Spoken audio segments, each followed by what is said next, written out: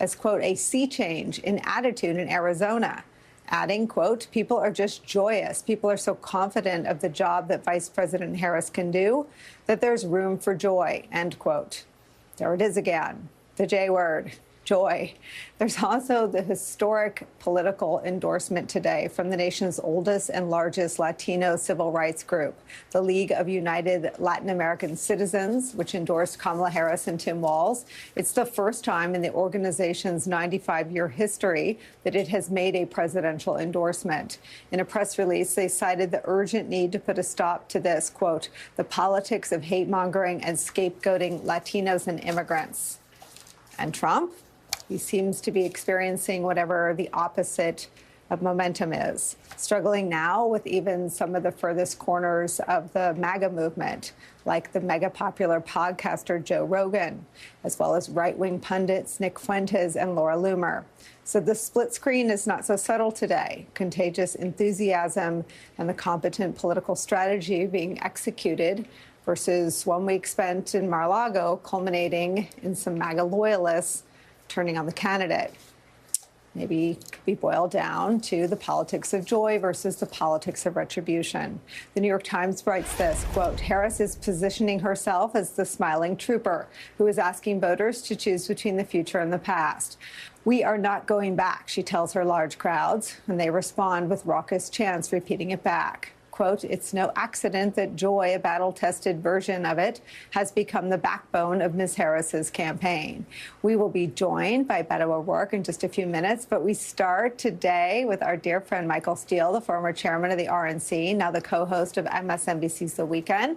Also, the Reverend Al Sharpton is with us, host of MSNBC's Politics Nation, the president of the National Action Network. MSNBC columnist and contributor Charlie Sykes is back, and Democratic strategist Aisha Mills is here, all dear friends of this broadcast. Michael Steele, I start with you. I keep saying this, I think, because I worked on a campaign that tried to manufacture some of these things, momentum, movement in the polls, crowds. It cannot be manufactured. It can be executed. Nope. And we should say this campaign is executing at every level. But this kind of enthusiasm is phenomenon level. Your thoughts? It is. You organically can't make people like you. You just can't. Sorry. You can have all the bells and whistles. You can open up an airplane hangar. But that doesn't mean people will show up. And they certainly won't show up to the extent that we've seen with Kamala Harris having, okay, open up hangar 2, folks. So, yeah, it's real. And I think it's something you touched on this, I think, earlier in the week, and you emphasized it again in the lead in, and that is the J word, joy. That is something that's so coming out of the gut that people just feel this sense of relief, that there is relief here. I don't have to live in a dystopian world that's being created by Donald Trump, where the only thing you're telling me is you want to be my dictator and, oh, yeah, you're going to exact retribution on people that you don't like. Meanwhile, leaving on the table all these other issues that are important to me, and therefore I have to wait until you get done with your retribution to address the cost of goods and services, my ability to grow my business, how I'm going to educate the kids in an environment where education may be tricky. And, you got CRT that you're telling me is bad, but I don't think that's a problem because my kid isn't in that grade, all these things and all that pressure. Kamala Harris has found a way to pick a pin and stick a pin in that and break that pressure valve open for folks. And you're seeing it. Folks coming out, they're smiling. They're happy. They're anticipatory. And that, Nicolle, there's not a campaign on the planet that can manufacture that. If people don't feel it, they won't give it. And they give it freely when they do, because you're the candidate that brings that out of them. And I think that's something that Kamala has been able to do. And so the more Donald Trump and his ilk mispronounce her name, the more they level up bogus swift voting charges against her VP choice, the more these people fall back on joy. And they're like, I like this feeling better than the crap you're serving up.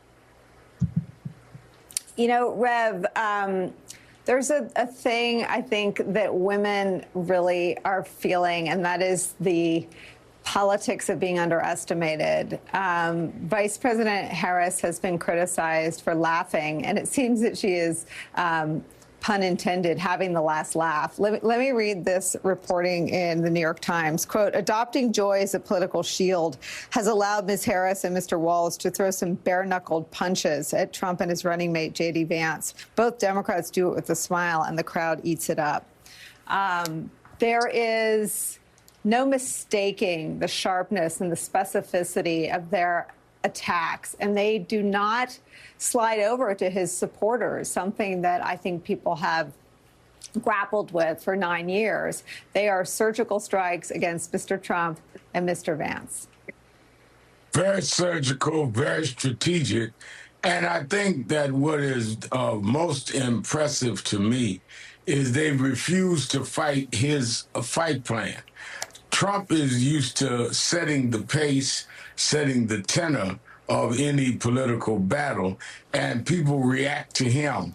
What Vice President Harris has done and Governor Wallace has done is they've set their own pace, their own tempo, and they're not reacting to him. He will come with an attack.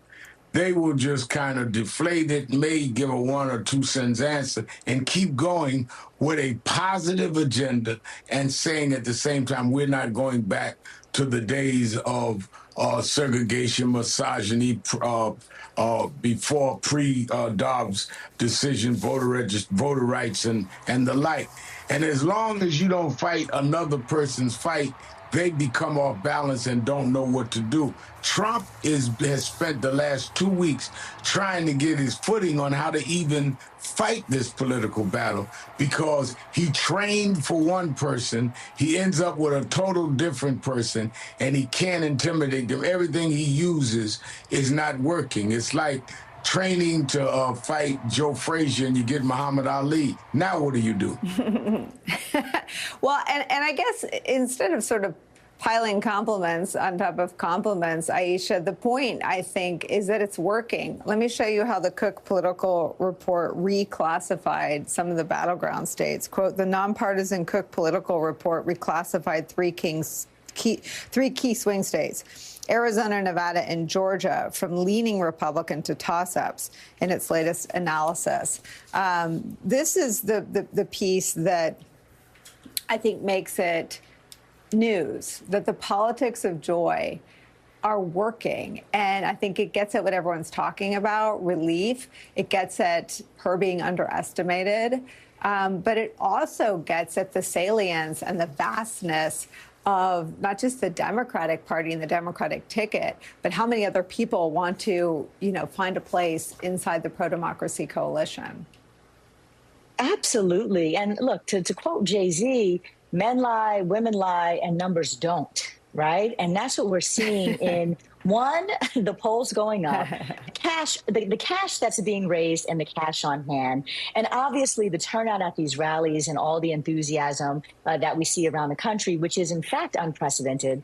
But we have to remember as well that the last, I'd say, decade, really, I mean, even going back to 2008 to now, we have seen a significant enthusiasm on the Democratic side around the democratic process generally, and have had massive turnout, whether it have been Obama, literally the day before the inauguration of Donald Trump. We saw the largest global gathering and movement and march ever in the Women's March. Washington, D.C. was flooded. Cities all around this country, people were participating. You have now Gen Z, a whole new group of voters that are online and who are going to cast their ballots, that are arguably one of the most engaged and active young generations that we've seen in probably 40, 50 years.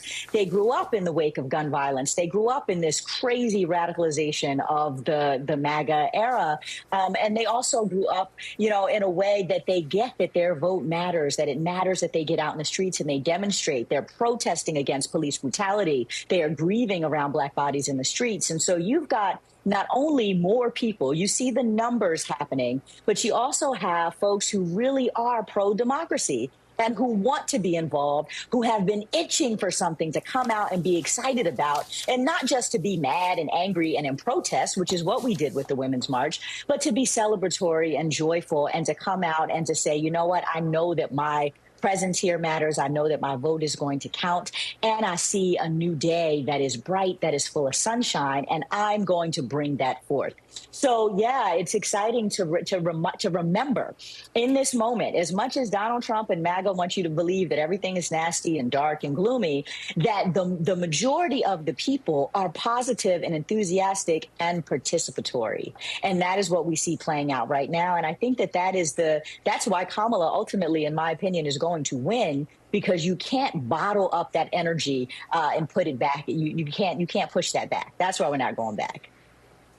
All right, let me bring into our coverage former Democratic Congressman from Texas, Beto O'Rourke. We have spoken about so many of these sort of flashpoints, and I wonder what your take is, sort of having campaigned through the Trump era and been face-to-face with so many voters and constituents. What do you think is happening on the ground? Whatever it is, it makes me so happy. I have not felt like this in a really long time. And if I'm anything like millions of other Democrats and probably millions of independent and probably even millions of Republican voters across the country, we just didn't know how badly we needed this right now. I mean, you can focus group things, you can poll test certain messaging, you can look at the metrics in dollars raised or crowd attendance, but something that transcends all of that is the subject of your program today, which is the joy that I see in the Harris and Walz campaign. And as many have said before me on this show, they're no longer playing defense. There's not that sense of fear or even doom about all these terrible things that Donald Trump is going to do to this country. And he will do these terrible things to the country if he's elected. But it's almost as though we've kind of swept that aside to fiercely focus on the future, a really beautiful future for this country, an ambitious future for this country. Instead of hatred, there is hope. Instead of grievance, there is aspiration. And that's really America at its best. And I just can't tell you how proud I am of Vice President Harris and Governor Walz for finding this moment and getting kind of past the stuff that gets cooked up in political laboratories or the corporate side of our politics, and just finding what is fundamental to democracy, which is people being with people, finding connection and joy in that. And that, I think, more than anything else, is going to power their victory in November. You know, I obviously track some of my former colleagues from, it feels like another time, right, when there was a Republican Party that hadn't sort of imploded and rotted from the inside. And some of the arguments from David French and from Charlie Sykes, who's also on this panel, and from Adam Kinzinger are the most aggressively pro-Harris Walz arguments that are out there. And I wonder how much of that you chalk up to how brazenly autocratic and negative Trump is, or how ripe this moment was for the leadership of someone like Kamala Harris and her running mate, Tim Walz. Well, I think it has a lot to do with Trump, for sure. But I also think it has a lot to do with the Democratic ticket. And it's not news to anyone that there was a lot of uncertainty about this ticket, even as recently as a month ago, and about the prospects of President Biden winning re-election, despite the extraordinary record he was able to put together in 3.5 years, arguably the most effective president of my lifetime, of my 51 years on this planet. And I